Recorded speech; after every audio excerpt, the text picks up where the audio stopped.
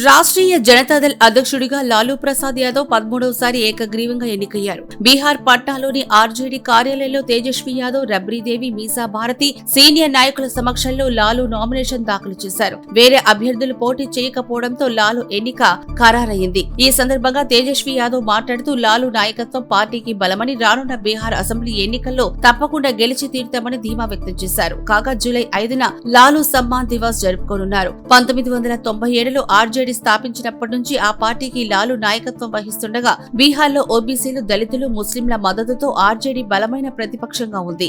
78 ఏళ్లు లాలూ ఆరోగ్య సమస్యలున్నప్పటికీ తన నాయకత్వం కొనసాగిస్తూ కుమారుడు తేజస్వి యాదవ్ ముఖ్యమంత్రి అభ్యర్థిగా బీహార్ ఎన్నికలకు సిద్ధమవుతున్నారు. ఈ ఏడాది చివరిలో బీహార్ అసెంబ్లీ ఎన్నికలు జరగనున్న తరుణంలో లాలూ ప్రసాద్ పునః నియామకం ప్రాధాన్యతను సంతరించుకుంది. లాలూ ప్రసాద్ యాదవ్ బుధవారం తన 78వ పుట్టినరోజును ఘనంగా జరుపుకున్న విషయం తెలిసిందే. పాట్నాలోని నివాసంలో 78 కిలోల భారీ లడ్డూ కేకుని పొడవైన కత్తితో కట్ చేశారు. ఆయన అనుచరులు, పార్టీ నేతలు ఈ సందర్భంగా పెద్ద సంఖ్యలో తరలివచ్చారు.